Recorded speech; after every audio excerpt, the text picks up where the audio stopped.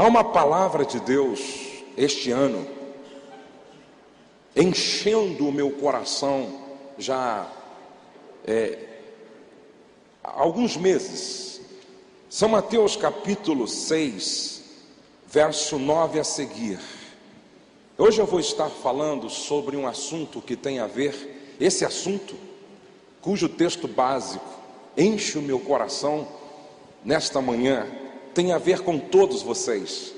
Não importa que você seja casado, casada, solteiro, solteira, novo crente, ou seja, novo convertido, ou está na igreja há muito tempo.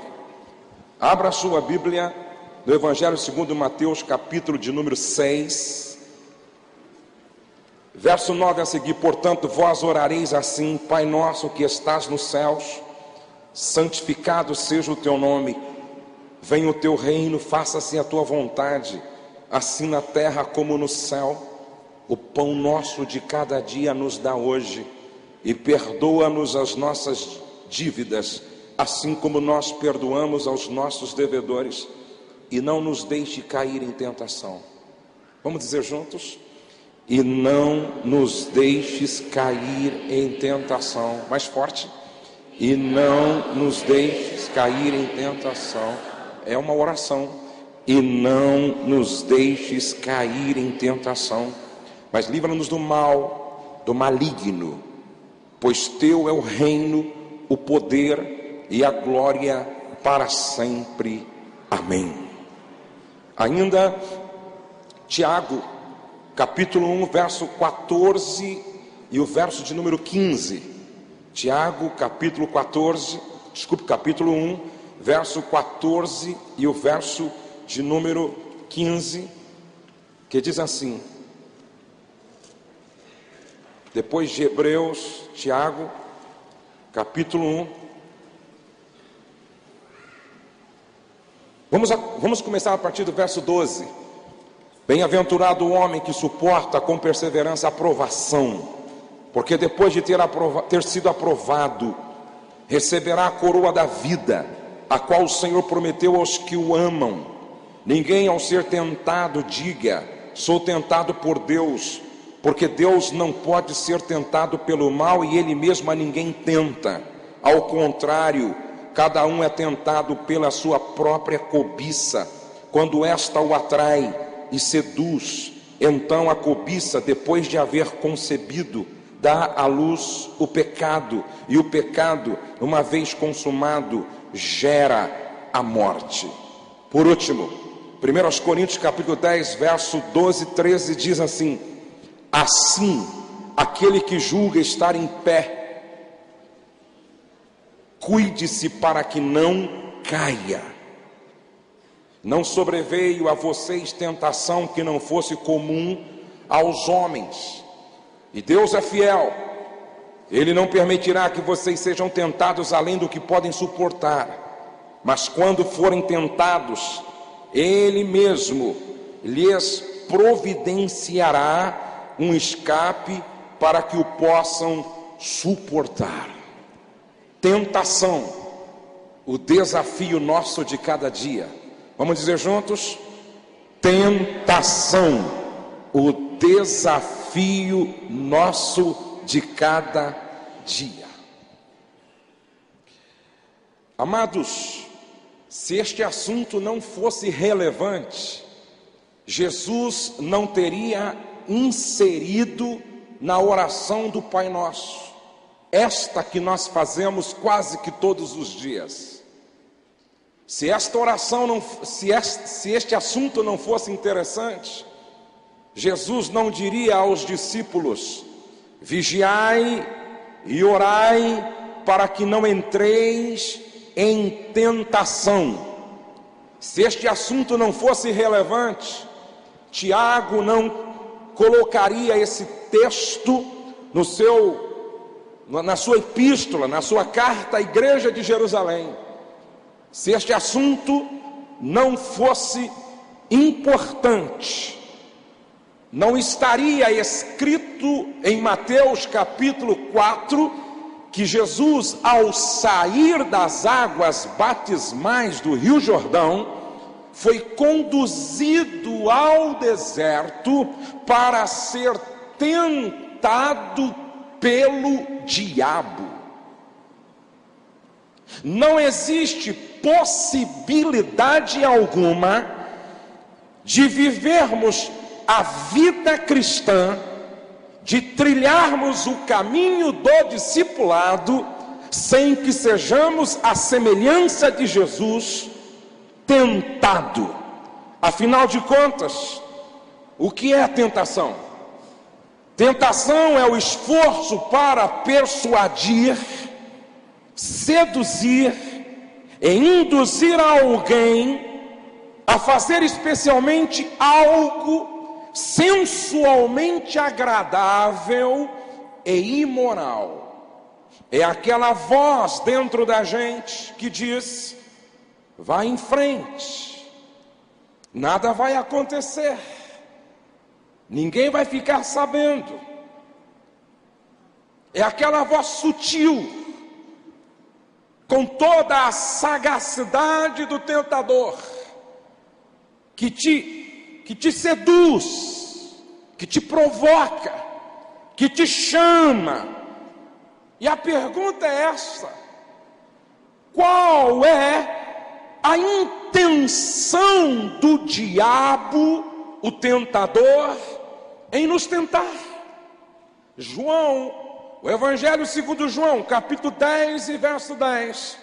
O ladrão vem senão para roubar, matar e destruir. Esta é a intenção do diabo ao nos tentar todos os dias, destruir, roubar, matar e destruir. Primeiro, fisicamente, Mateus 4 e 3. Segundo, psicologicamente, Mateus 4, 5 e 6. Terceiro, ele quer nos destruir espiritualmente, Mateus 4, verso 8 e 9. Agora, por que Deus permite que sejamos tentados? Por que Deus permitiu que José passasse por esse caminho tão perigoso da tentação? Por que Deus permitiu que Jesus fosse conduzido ao deserto para ser tentado pelo diabo? Primeiro, Deus permite que sejamos tentados para provar-nos na nossa sinceridade, provar nossa fé, provar nossa paciência, provar o nosso amor, provar nossa sinceridade, provar nossa fé, provar nossa paciência, provar o nosso amor. Deus permite a tentação para nos dar a oportunidade de fazer o bem. No caminho do amadurecimento espiritual, cada tentação se torna um degrau, em vez de uma pedra de tropeço, quando você se dá conta de que é uma oportunidade, tanto para fazer a coisa certa quanto a errada. A tentação apenas apresenta uma escolha. Deus permite a tentação para que o fruto do Espírito seja desenvolvido em nós. Deus permite a tentação para que o fruto do Espírito seja desenvolvido em nós, e isso tem a ver com maturidade cristã. Quais são algumas verdades que nós precisamos saber sobre tentação, gente? Disse Lúcifer: a tentação não é pecado, é uma chamada para a batalha. Vamos dizer juntos? A tentação não é pecado, é uma chamada para a batalha. A tentação só é eficaz por causa do que há dentro de você e não fora. Vou repetir isto. A tentação só é eficaz por causa daquilo que está dentro de você e não fora. A tentação nunca começa de fora para dentro, mas sempre de dentro para fora. Eis a razão porque Paulo diz: miserável homem que sou, quem me livrará do corpo desta morte?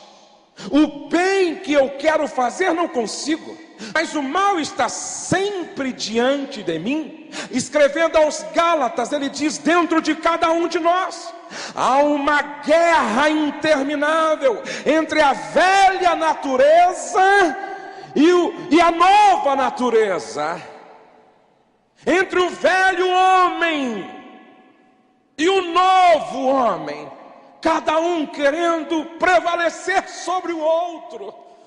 Engana-se quem pensa que o diabo é o seu maior inimigo. Não.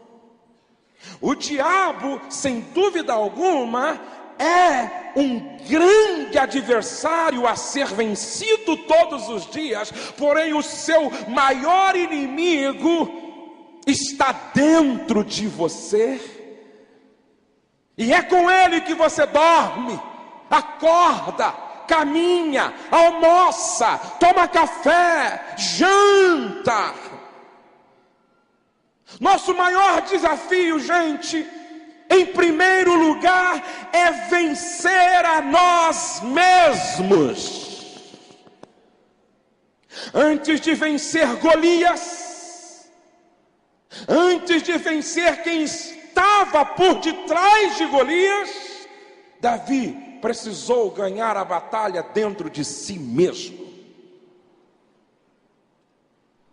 Os vencedores são aqueles que antes de vencer fora, vencem aqui dentro.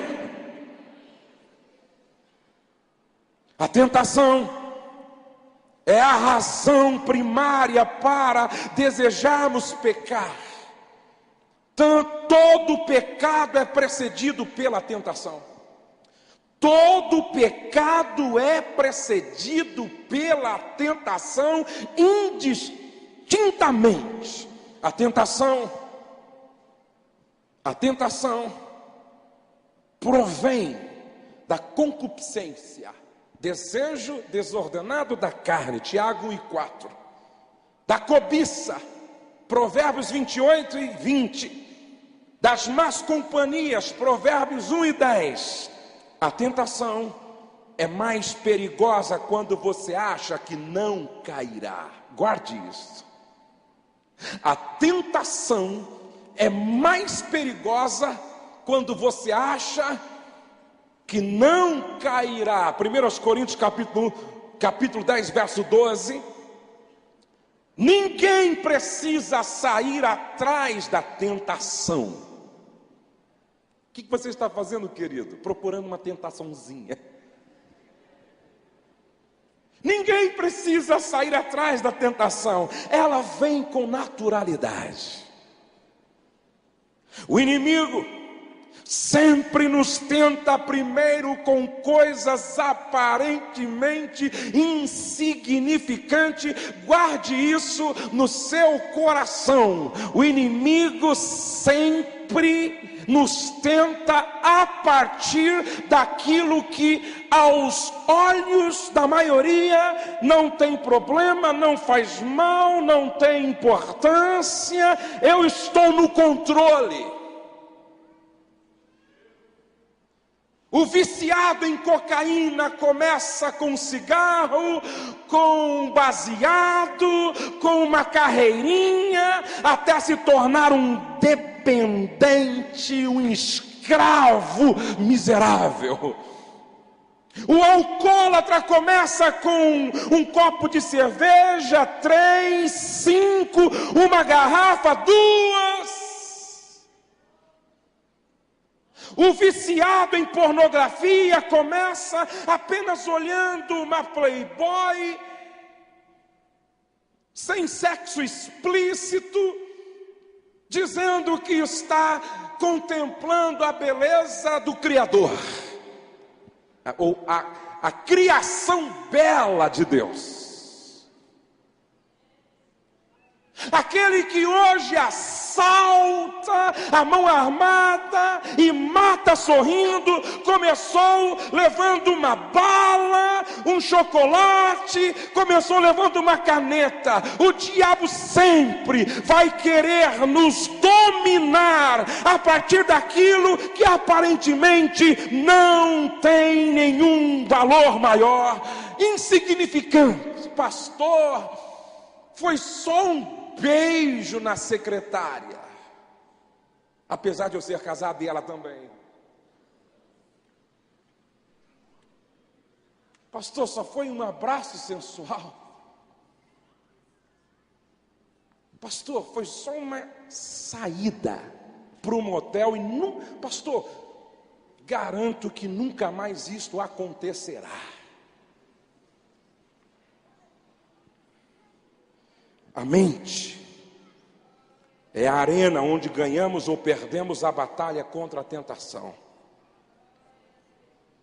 Tudo o que uma pessoa faz, seja bom ou mal, origina-se no seu coração e na sua mente. Mateus 12:35, Mateus 5:21, 22, 27, 28, Provérbios 4:23. A tentação é mais perigosa quando você pensa que está no controle. Agora escute isso aqui, ó. Nossa vida secreta, aquelas atitudes e comportamento que escondemos dos outros, são de interesse especial do diabo. Eu vou repetir isso. Nossa vida secreta, aquelas atitudes e comportamento que escondemos dos outros, são de interesse especial do diabo. O diabo não tem poder de ler nossos pensamentos, mas ele observa o que assistimos, o que lemos, o que falamos. Estas coisas indicam as áreas mais fáceis para a tentação. Não importa quantos anos você tem de crente, não importa quantas horas você ora por dia, não importa qual é a sua função ministerial na igreja, não importa qual a sua igreja, não importa a sua formação teológica, todos nós temos pontos vulneráveis, susceptíveis ao pecado a partir da tentação. Primeiro, Abraão tinha um ponto vulnerável. Ele tinha dificuldade de trabalhar com a verdade. Ele mentia. Pedro tinha uma dificuldade com o seu temperamento, intempestivo, sanguíneo, precipitado, não pensava para falar. Temperamento era o fraco de Pedro, o ponto vulnerável. Paulo, quando lemos capítulo 7 de Romanos, percebemos sua luta contra a cobiça. Sansão, seu ponto vulnerável eram as mulheres proibidas. Havia 2 homens na igreja de Éfeso. Quando Paulo escreve para Timóteo, diz assim: cuidado com Himeneu e Fileto, cuja conversa corrói como gangrena no corpo de Cristo. O fraco deles é a língua. Talvez este seja o fraco da maioria. Quem é que nunca fez uma fofoquinha? Levante a mão, por favor.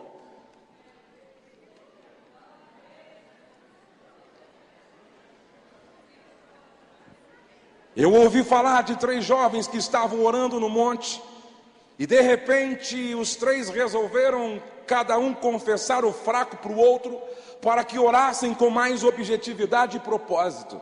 Um deles disse: o meu fraco, a área mais susceptível à tentação, é que eu não posso olhar para as meninas da igreja que eu penso um bocado de bobagem. O outro disse: o meu fraco é pior do que o seu, eu não posso olhar para os rapazes da igreja, eu tenho tendência homossexual, esse é meu fraco. O terceiro disse: vamos orar, porque o meu fraco é pior do que os 2 juntos. Vamos orar.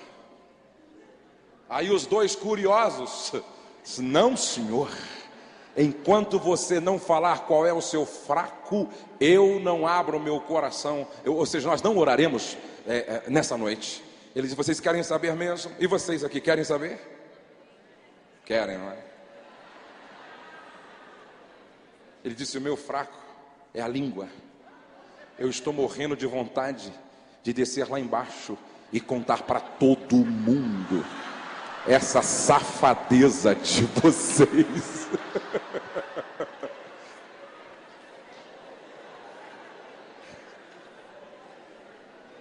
Nada é mais danoso, nada é mais prejudicial, nada é mais perigoso para a saúde do corpo de Cristo do que uma língua indisciplinada, carregado de veneno mortífero.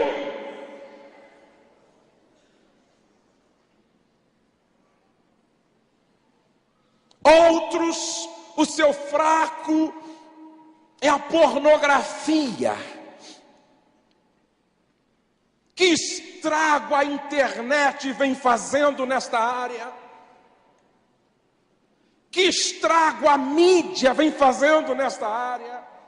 Sem dúvida alguma, a pornografia hoje é a pior doença na área da moral, que vem destruindo não apenas os adolescentes, gente, mas as crianças. Recentemente eu li de um garotinho de 9 anos, andando de um lado para outro na sua casa e dizendo: eu preciso largar isto, eu preciso deixar isto, eu preciso largar isto, eu preciso deixar isto. O pai o parou perguntando: filho, parar com o quê? Ele disse: pai, eu sou um viciado, vejo todos os dias, não consigo parar com isso. Um dia eu sou viciado, mas viciado em quê, pai? Em sites pornográficos. Quando o pai foi ao seu computador e puxou os arquivos temporários, o pai teve vontade de vomitar e entrou em desespero ao ver por onde o filho estava navegando. Filho, como começou isso? Pai, foi um garotinho na escola que me passou um endereço, e daquele veio outro, daquele veio outro, daquele veio outro, e hoje eu estou morrendo nisso. O pai foi ao garoto: menino, como começou? Na escola. Foram à escola, procuraram a diretora. Quase que 90% dos meninos e algumas meninas na escola estavam atolados até o pescoço nesse mal. Só que não é só um problema de crianças e adolescentes. Eu tenho tratado com casais, e pasmem vocês, gente que ocupa às vezes uma posição de relevância na própria liderança da igreja evangélica no Brasil, pedem socorro porque sabem que trabalho com clínica pastoral, também ajudando companheiros no ministério. Esse é um problema. Pornografia. E é interessante, muitas vezes o que é tão tentador para alguns, para outros não significa nada. Depende da área da vulnerabilidade, depende da área susceptível. Por exemplo, qual era o grande fraco de Judas? Dinheiro. O ponto fraco de Judas era o dinheiro. Gente, ele vendeu aquele que não tem preço. Ele negociou o inegociável. Ele fez barganha, troca com aquele que não tem como se avaliar o valor, Jesus. Há pessoas que não podem ver a possibilidade de ganhar alguns, mesmo que seja por meios ilícitos, imorais, indecentes. Esse é o fraco. Fraco de alguns é a gula, o comer. Quando chega numa churrascaria, tem que entrar orando: Senhor, me segura, porque é hoje que eu como boi todo. Gente que não consegue comer uma taça de sobremesa, tem que comer o pote de sorvete. Gente que não consegue comer um bombom, tem que comer a caixa de bombom. Gente que não consegue comer um prato, tem que comer 5 pratos. Gente que quando senta à mesa, come até sair da mesa passando literalmente mal. Isso é destruir o templo do Espírito Santo. Isso é um problema tão sério quanto prostituição, pornografia, adultério, gente. Paulo fala sobre isso quando relaciona as obras da carne, dizendo: os tais não herdarão o reino de Deus.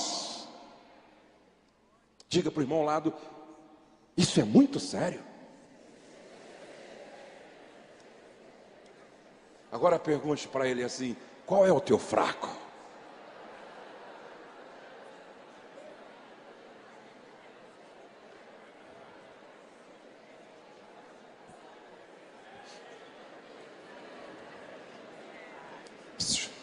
Qual é o teu fraco? Deus não nos trouxe aqui hoje por acaso. Deus conhece você melhor do que você se conhece. E minha oração nesta noite, nesta manhã é esta: Senhor, assim como o Senhor tocou a área problemática de Isaías, que era a sua boca, traz esta brasa mais uma vez. E com esta brasa toca a nossa área vulnerável. Eu quero sair daqui debaixo da graça saradora de Deus. Quantos vieram porque precisam e querem isso? Levante a sua mão assim. Eu sinto o mover de Deus neste lugar. Esta vai ser a tua hora. Chegou o teu dia. O diabo vai ter que bater em retirada. A glória de Deus vai prevalecer na sua vida. Deus vai te marcar hoje em nome de Jesus. Aleluia!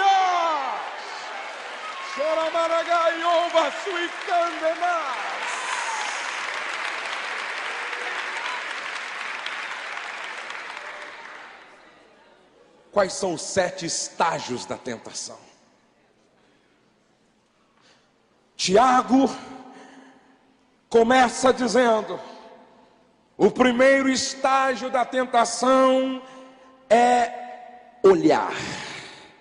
Ele diz no verso de número 14: quando esta o atrai. E sempre que você pensar em tentação, pense no caçador e na caça. Pense no pescador e na isca. Essa é a ideia no original. É o caçador e a caça. E tudo começa a partir do olhar. O teu olhar desempenha o papel de porta de entrada na terra da tentação. A tentação existe a partir do olhar. Abra sua Bíblia em Gênesis capítulo de número 3 e veja o que está no verso 6. Vendo a mulher que a árvore era boa para se comer. Diga aí para o seu irmão: o diabo sabe do que você mais gosta.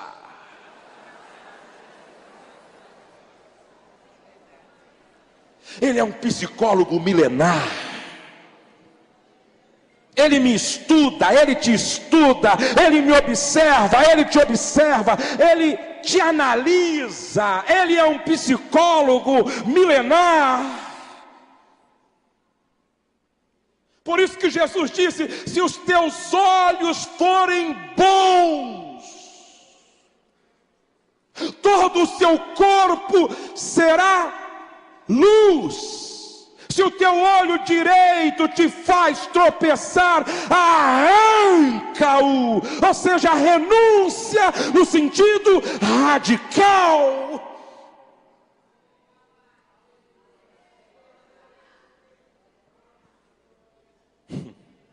A Bíblia diz que Davi não foi para a guerra.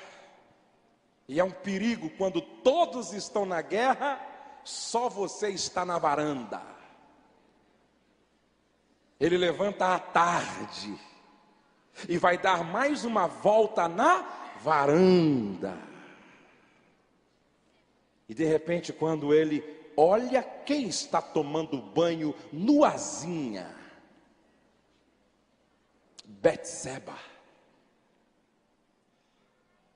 Quando esta o atrai, tudo começou a partir do olhar. Agora, diga isso comigo: ninguém erra sozinho.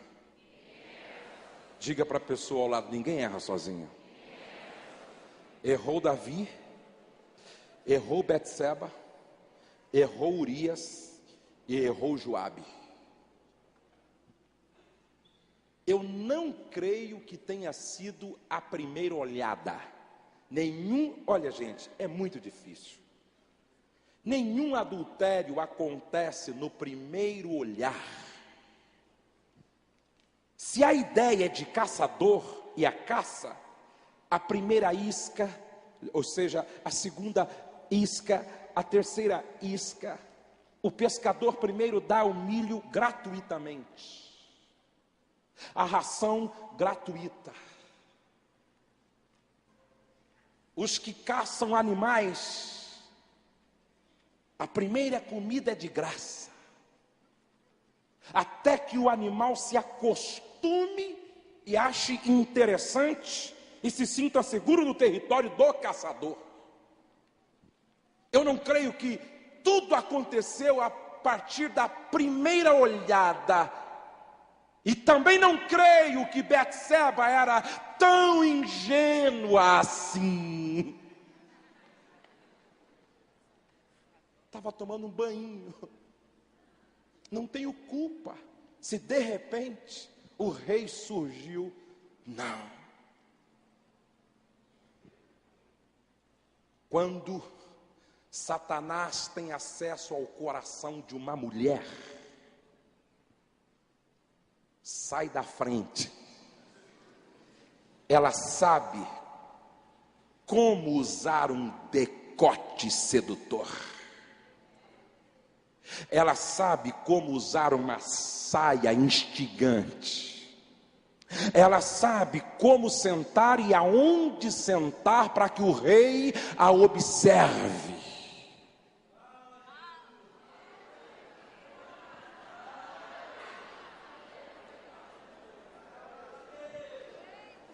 Ela sabe o tom do vermelho do batom a ser usado para aquela ocasião. Ela sabe jogar o cabelo sedutoramente. Ela sabe olhar para atrair. Que Deus mantenha as mulheres aqui hoje debaixo da sua unção, da sua graça e do seu temor.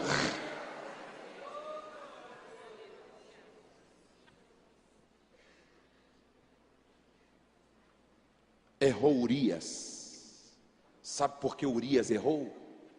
Porque quando Davi o chama, ele é inocente, ele não está sabendo de nada.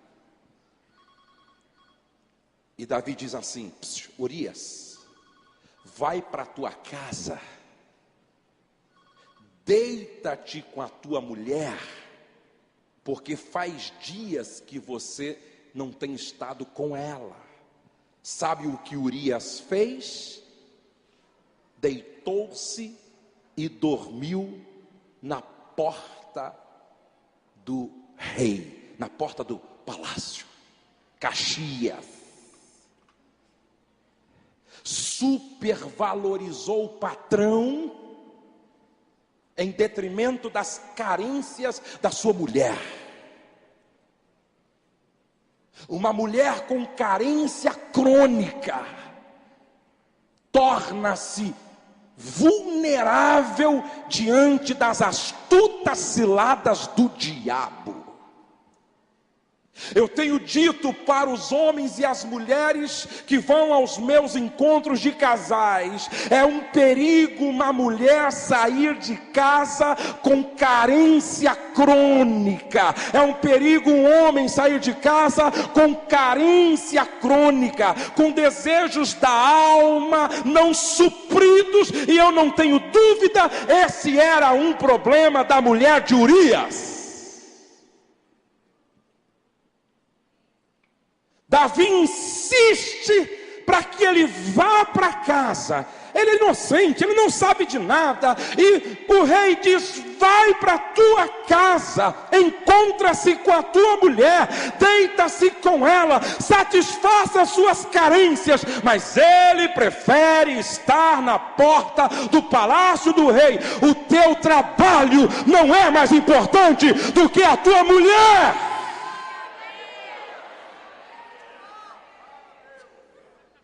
Teu trabalho não é mais importante do que a tua família. O teu trabalho não é mais importante do que a sua casa. Se vocês me compreendem, digam amém. Joabe errou, porque ele pega uma carta trazida pelo próprio Urias, e a ordem era: mata Urias, esposo de Betseba. E Urias não era qualquer um. Urias não era um soldado irrelevante, desnecessário, dispensável. Urias era homem de confiança, leal. Urias era até Caxias demais. E Joabe, sem perguntar ao rei por quê, se rende à lei do capricho. Coloca estrategicamente Urias para morrer, num lugar onde não tinha como o exército inimigo não o matar. E depois que Urias está morto, ele escreve uma carta para o patrão, dizendo: se o teu problema era Urias, descansa em paz, está morto. Errou Davi, porque não soube usar bem o seu tempo livre. Cuidado com os intervalos de café onde você trabalha.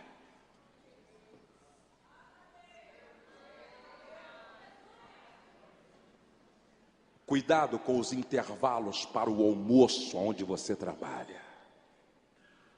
Cuidado com o seu tempo de folga e de férias, porque Davi não soube usar o seu tempo livre.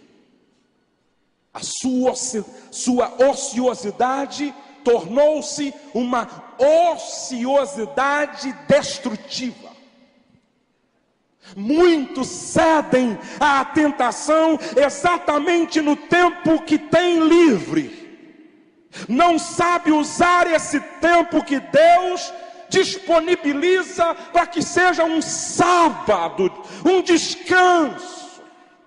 E foi exatamente na varanda que ele sucumbe aos desejos desordenados da carne. Aí vem o segundo estágio. Primeiro olhou, o segundo estágio é cobiça, a própria cobiça, diz Tiago. Qual é a motivação da tentação? Aquilo que nos atrai, pessoa, situação, objeto, lugar e pensamento.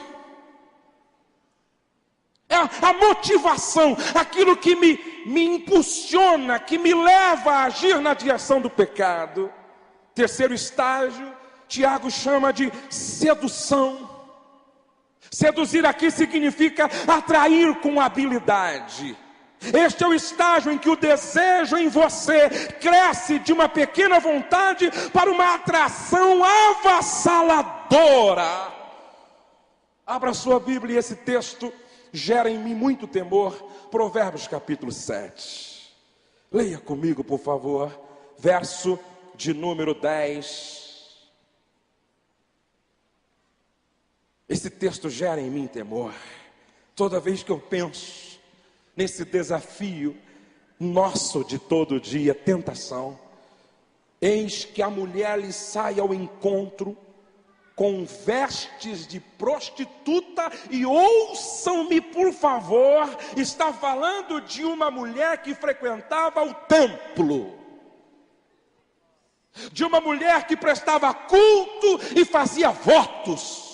Não está falando de uma outra pessoa, está falando de uma frequentadora da igreja.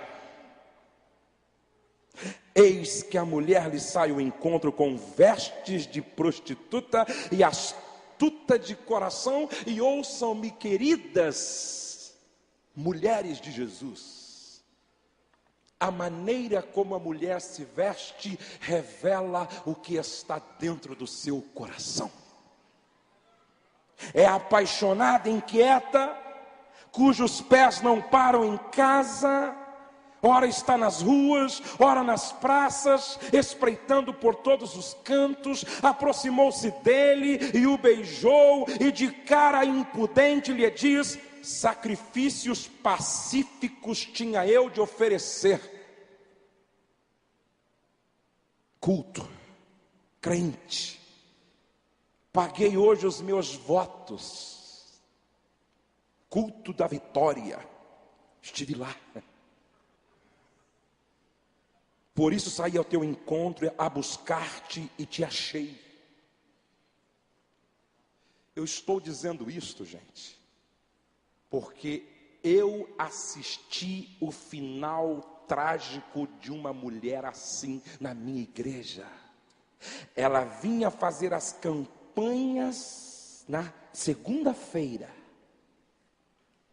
e na terça estava saindo com um homem que ela usava para trair o marido. Um dia ela morre na entrada da cidade, tão nova, tão bonita, num acidente bobo.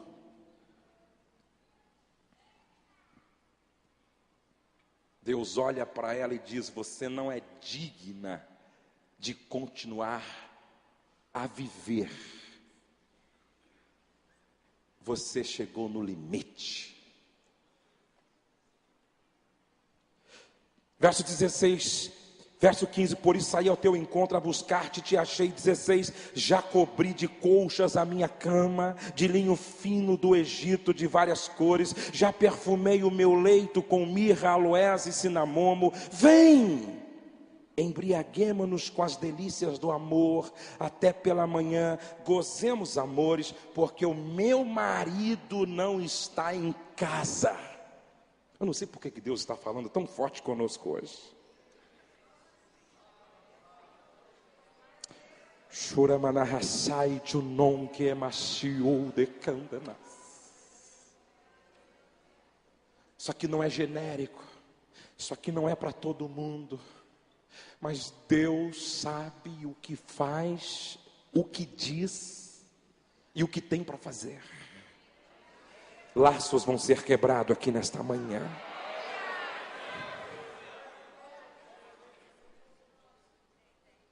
Saiu de viagem para longe, verso 20.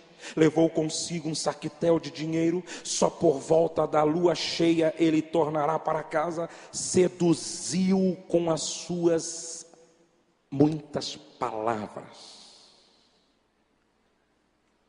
com as lisonjas dos seus lábios o arrastou, digo arrastou. Quantos acreditam no mover profético neste congresso? Levante a mão assim, por favor. Há uma sensibilidade no meu coração. E há uma visão de profeta aqui. Parece que eu estou até ouvindo o barulho de alguns que estão sendo arrastados.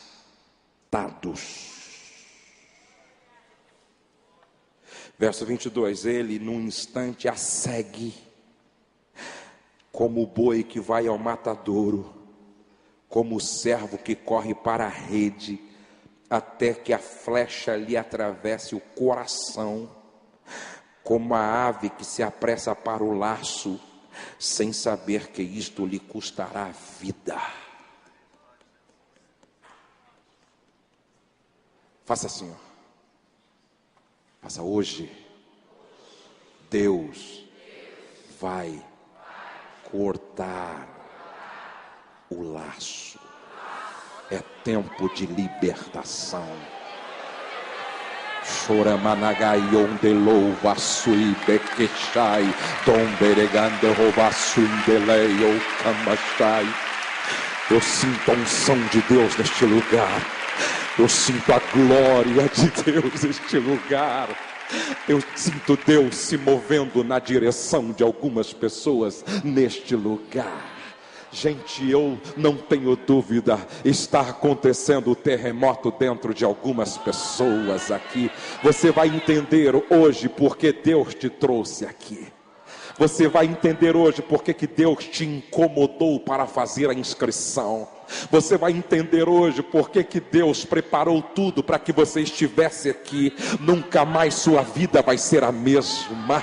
Haverá uma leveza na tua alma. O céu vai entrar dentro de você. Deus vai te marcar hoje para todo sempre. Oh, menegai, oh, vasui candenal. Oh, aleluia! Eu sinto o mover de Deus neste lugar. Quantos podem sentir Deus hoje enviando da sua unção que quebra todo o jugo? Levante a sua mão se você percebe isso e glorifica aquele que é digno de receber toda a honra, toda a glória, todo o louvor para sempre. Aleluia! Aleluias. Aleluias. Aleluias. Deus vai dizer para o diabo: chega. Aleluia. Quarto estágio, concepção. A cobiça depois de haver concebido. Toda tentação tem como objetivo levá-lo ao pecado. No momento em que você toma a decisão de satisfazer o seu desejo, a sedução senta e diz: meu trabalho está terminado. Nascimento, dá a luz ao pecado. No instante em que a decisão de pecar é tomada, nasce o pecado, crescimento. E o pecado, uma vez consumado, todo pecado cresce. Diga: todo pecado cresce. Mas todo pecado cresce. Se o teu problema é a língua, a tendência é crescer. Se o teu problema é a gula, a tendência é crescer.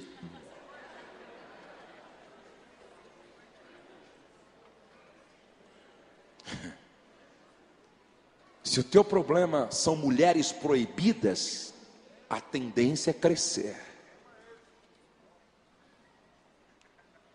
Todo pecado cresce. Se o teu problema é o dinheiro, Me lembro de uma, imaginei que ele estivesse nessa. Ele começou tirando do gasofilácio que ficava no banheiro. Depois que a oferta era recolhida, ele entrava no banheiro, sutilmente tirava 10, aumentou para 50, aumentou para 500, e daqui a pouco ele estava trocando a casa.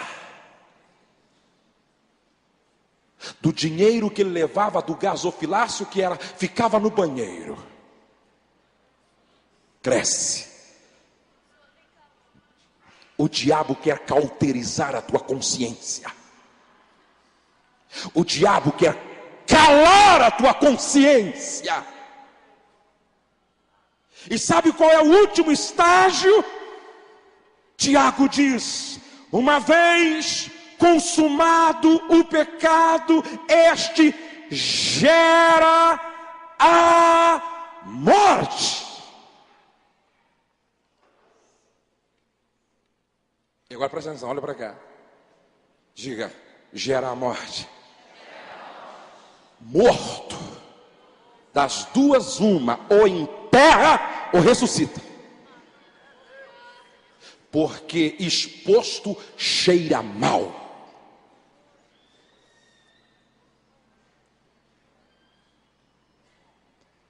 Cheira mal na empresa, cheira mal no banco, cheira mal em casa, cheira mal na igreja. Por onde passa, vai poluindo o ambiente com o seu testemunho que envergonha o evangelho. Deus não me chamou para ser coveiro. Eu não tenho vocação para trabalhar em cemitério. Deus não me chamou para abrir valas e enterrar mortos espirituais. Eu fui chamado para o ministério da ressurreição, através da palavra. O Senhor vai ressuscitar nesta hora. O Senhor vai ressuscitar. Antes que eu termine esta reunião, você vai sair do território da morte e vai se assentar à mesa com o príncipe da vida, Jesus de Nazaré. Ele está aqui para isso. Quantos creem nisso? Levante a sua mão e glorifique ao Senhor. Eu termino, abra sua Bíblia em Lucas capítulo 22. Já estão cansados aí, sim ou não? Que bom. Assim vocês voltam às 6 horas da tarde. Lucas 22. Veja o que está no verso de número 31. Por que Pedro cedeu à tentação? Há um hino que diz: tentado, não ceda. Ceder é pecar. Vamos dizer juntos? Tentado, não ceda. Ceder é pecar. Olha, eu não tenho dúvida disso, há uma convicção no meu coração. Eu estou aqui debaixo de uma unção profética, gente. Muitos de vocês estão sendo chantageados. Tem mulher aqui que no trabalho está sendo tentada. À noite aquilo fica corroendo sua mente. Tem homem recebendo propostas para ganhar um dinheiro mais fácil. E você ficou de dar a resposta daqui a 10 dias. Deus te traz aqui para dizer: eu estou cortando o laço.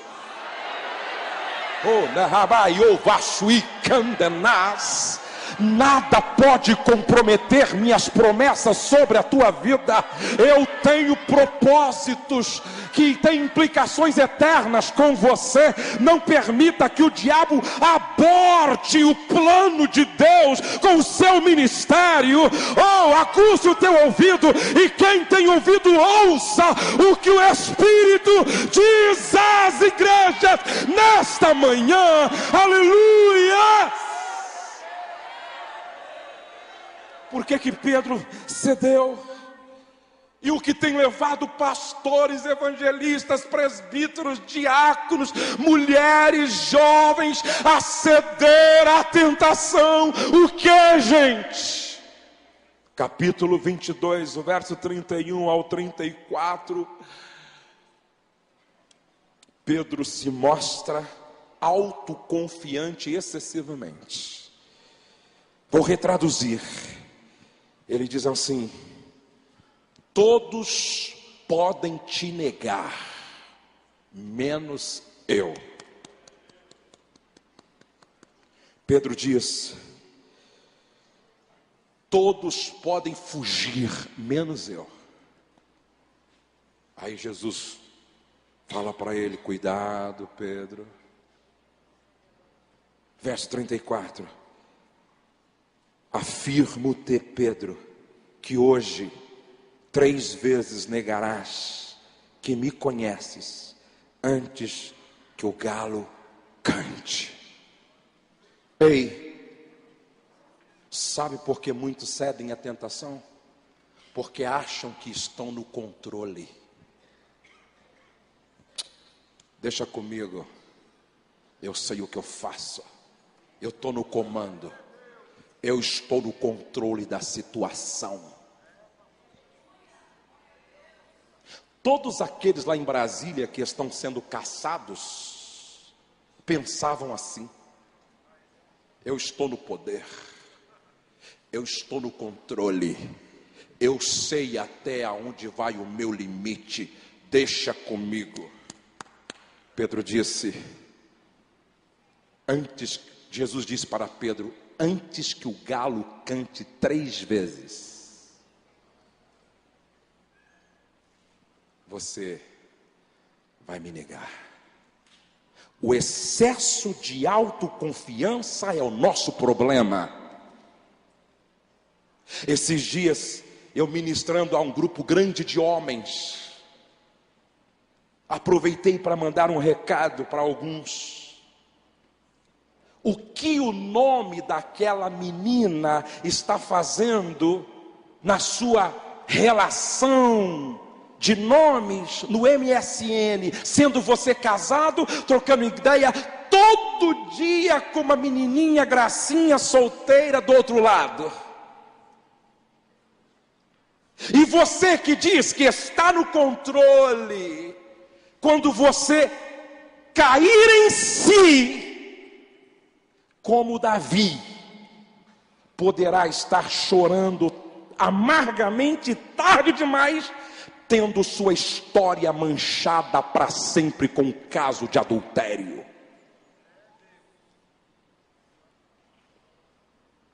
O excesso de autoconfiança leva-nos a um outro problema, porque diz a Bíblia, em Lucas 22 e os versos 40 e 45, chegando ao lugar escolhido, Jesus lhe disse: orai para que não entreis em tentação. Verso 45, levantando-se da oração, foi ter com os discípulos e os achou dormindo de tristeza. O excesso de autoconfiança faz da minha vida de oração uma vida pequena.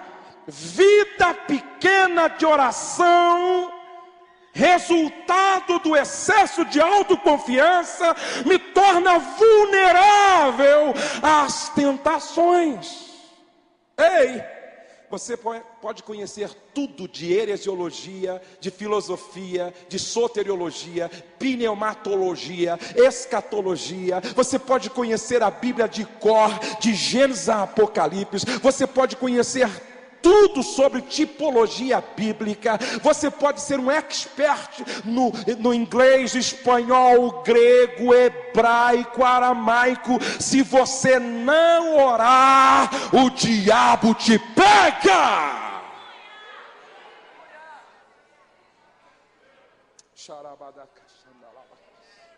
O diabo treme de medo quando vê o crente mais fraco de joelho na presença de Deus. É uma dinamite, é uma bomba atômica, é um fio descascado de alta tensão ligado no trono da glória. Não mexe com ele, que você se queima.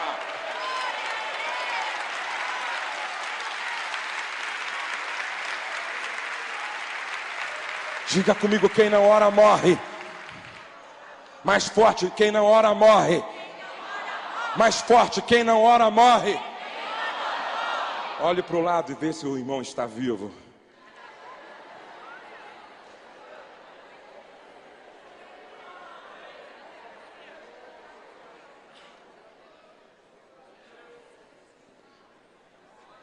Diga comigo: cuidado com o excesso de autoconfiança, porque diminui sua vida de oração. O que eu já vi de teólogos ridicularizando gente que ora muito, é uma festa. Porém, sermões pregados por gente morta gera morte.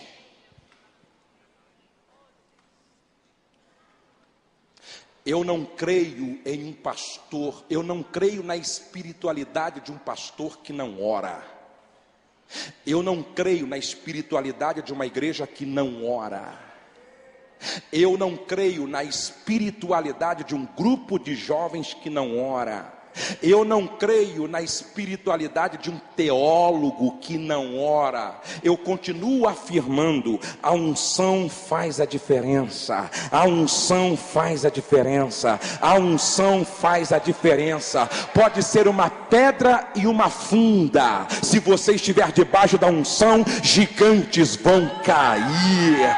Dará mais show de condenas. Esta é a minha oração no Brasil hoje. Levanta uma igreja que ora. Senhor, levanta pastores que oram, levanta evangelistas que oram, levanta moços e moças que oram, porque o diabo treme de medo diante de uma igreja que caminha de joelho na presença do Deus da glória, do Deus da glória, do Deus da glória. Aleluia, aleluia, aleluia.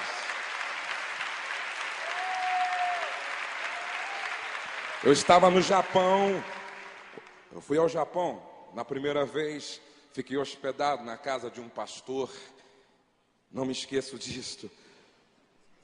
A irmã disse assim, tinha um peruano hospedado comigo lá, chamado Henrique, e a irmã preparou o café e disse: chame o Henrique para mim, pastor Josué, para tomar café.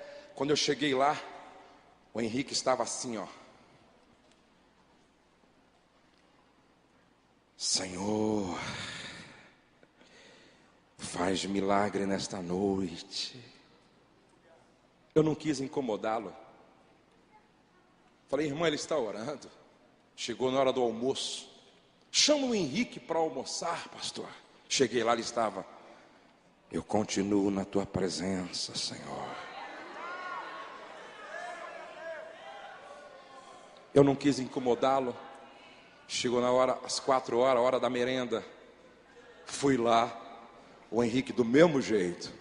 É hoje, Senhor. Eu não quis incomodá-lo, voltei. 7:30 da noite, janta. Vou chamar o Henrique, do mesmo jeitinho. Ó Deus, salva os japoneses. Faz um milagre. Eu fui embora. Disse: meu Deus, 9 horas fui para a igreja. Cheguei na igreja, o Henrique estava do mesmo jeito. Senhor. No outro dia eu chamei o Henrique. Isso era frequente. Chamei o Henrique e falei: Henrique, por que tanta oração? Por que tanta oração? Ele disse: porque quando você entrou na sala no primeiro dia, Deus falou para mim: ore por ele, para que quando ele pregar nesse país, japoneses se convertam.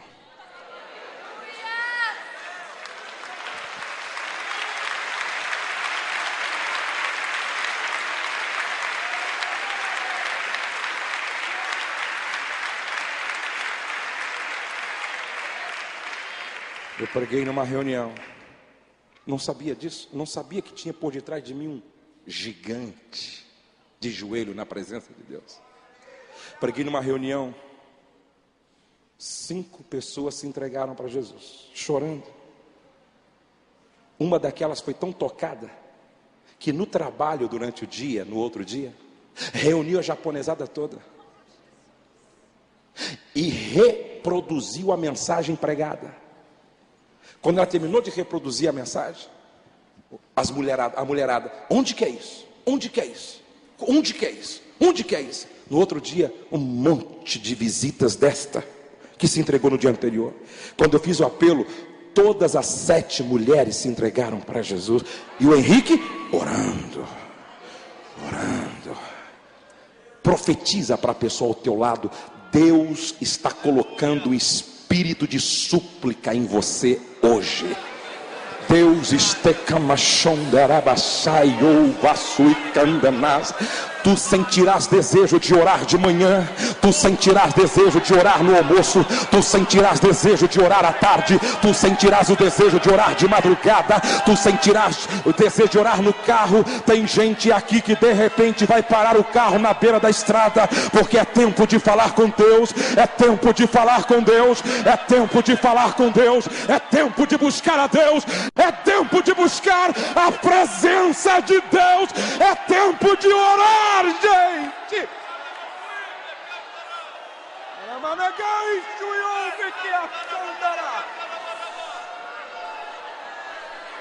Primeiro, excesso de autoconfiança diminui minha vida de oração.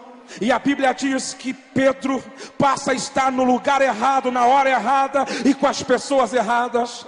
Quando você confia muito em si mesmo, ora pouco, você busca os lugares errados, as pessoas erradas para fazer o que é errado. Sabe por que Eva caiu? Porque parou no lugar errado, olhou para aquilo que não deveria olhar e deu ouvido para quem não tinha nada para dizer. Mas isto vai mudar hoje. Deus está trabalhando. O Espírito Santo, pela palavra, gera temor em nós. Por último, excesso de autoconfiança diminui minha vida de oração, me leva a estar com pessoas erradas, no lugar errado, fazendo coisas erradas, e passamos assim a seguir Jesus de longe, porque diz a Bíblia no verso 54, Pedro seguia de longe. Vamos dizer juntos?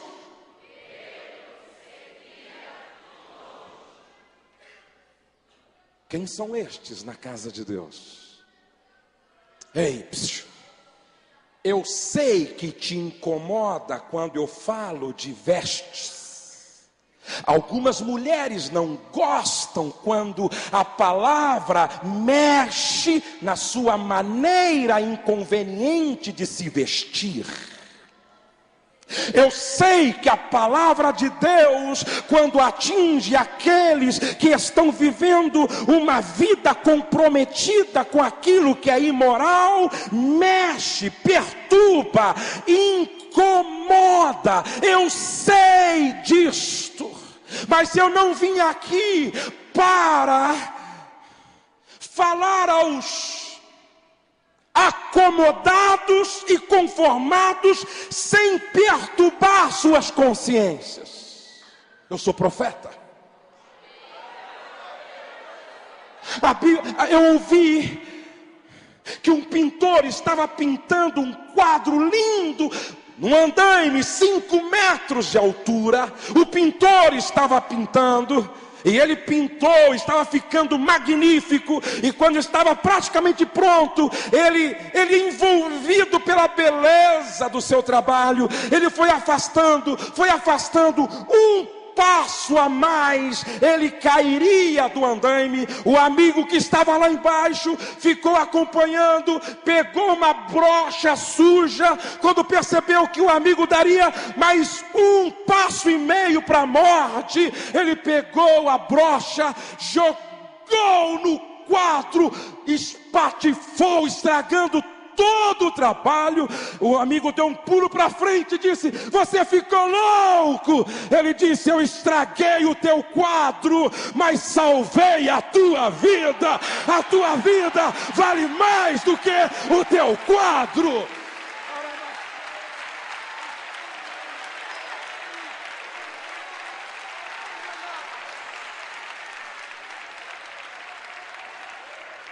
Este encontro de avivamento tem como propósito salvar a sua vida, ainda que momentaneamente estraga o teu quadro. Vamos ficar de pé na presença de Deus. Eu sinto a glória de Deus neste lugar.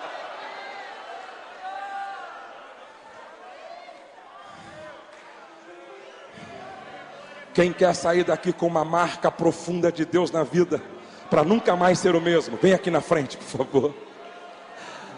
Se hoje você quer sair com uma marca profunda de Deus na sua vida,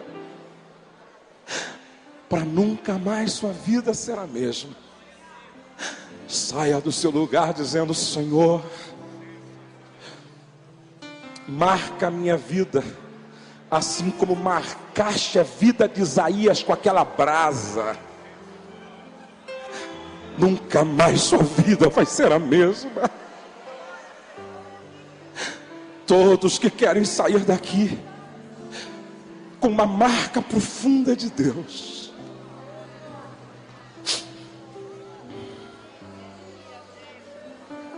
aleluias.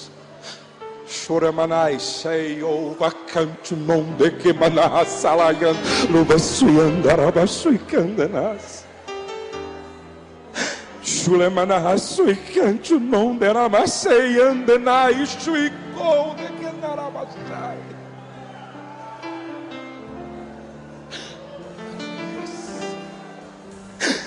Aleluias, aleluias.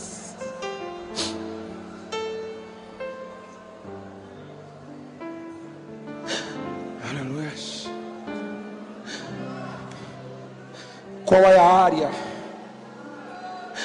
onde você tem mais dificuldade para vencer? Qual é o ponto fraco que te incomoda? O que Deus quer hoje, gente, é a verdade. Chega de fazer de conta.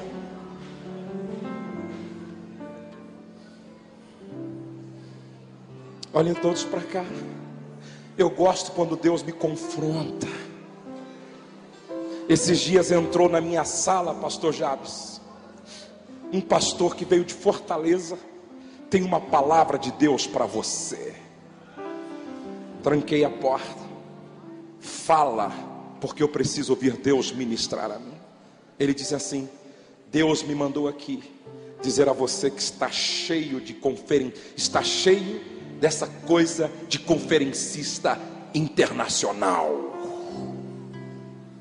Deus está querendo ter um encontro com Josué.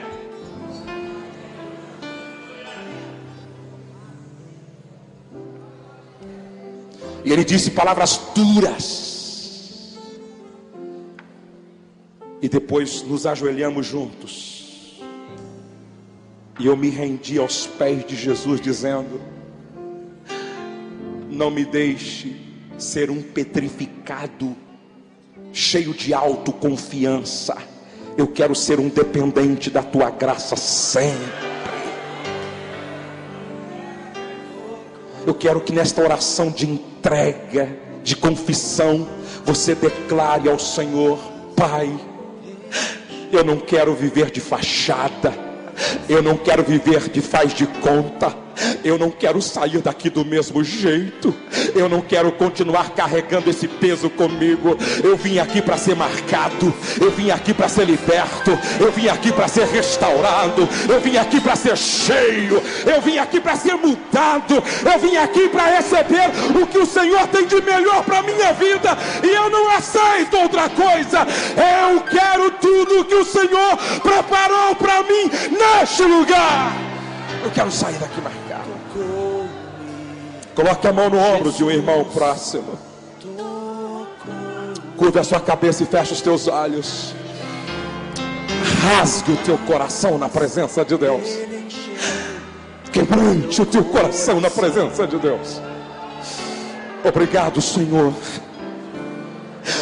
porque Tu és um Deus fiel, e a Tua palavra continua sendo o martelo que esmiuça a penha. A Tua palavra continua sendo luz para o nosso caminho, lâmpada para os nossos pés. E a Tua verdade continua processando libertação.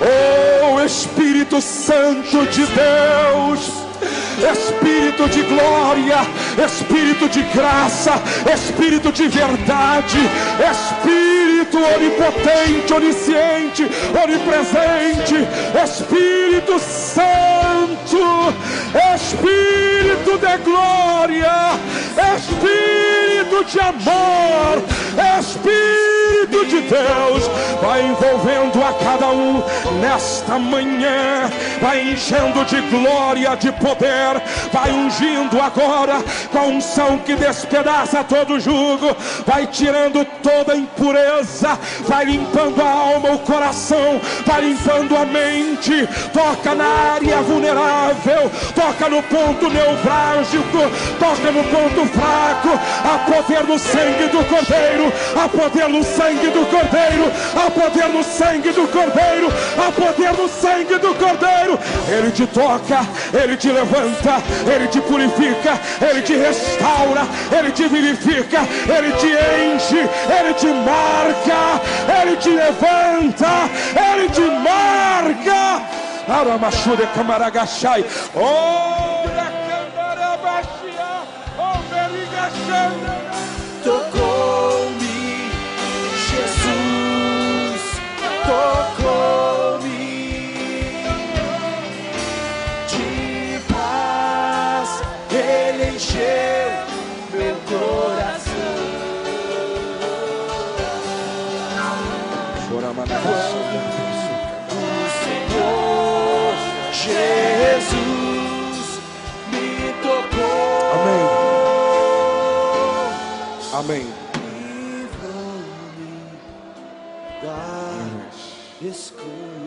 Para você que é pastor, assim diz o Espírito de Deus para ti: escreva esse dia e essa hora na tua agenda. É um novo começo, é a construção de uma outra história. Shonamante nonde que abaixou, luindenai que menaçou, luindenon becandenas. Você que chegou aqui pensando que era o fim, Deus manda te dizer: é o começo. Glória a Deus. Pastor, mas o que fazer com tantas pedras que me jogaram? Deus está dizendo: eu vou lhe dar graça para usar estas pedras na construção da escada que te levará ao topo, e o nome dele vai ser glorificado, exaltado, bendito para sempre. Aleluia, aleluia, aleluia.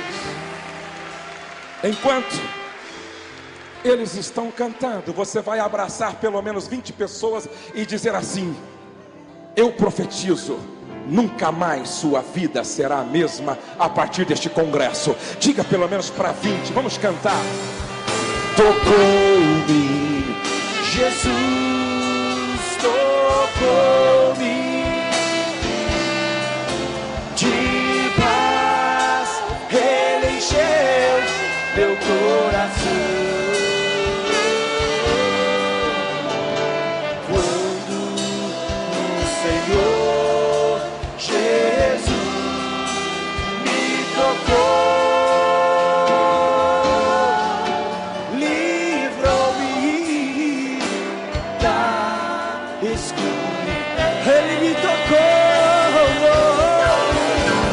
Tocou-me, Jesus tocou-me, de paz Ele encheu meu coração. Quando o Senhor Jesus me tocou,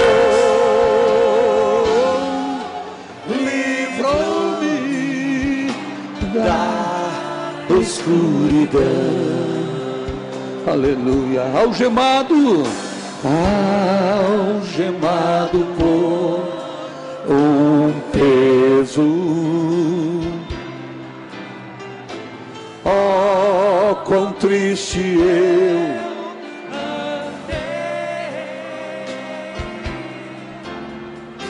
até sentir a mão de Cristo.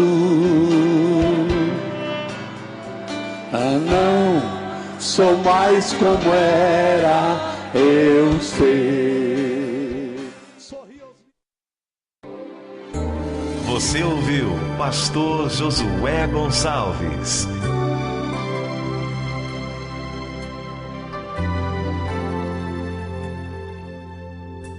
Se esta mensagem abençoou a sua vida, peça-nos outras, ligando para 0 Operadora 11 4033 6636.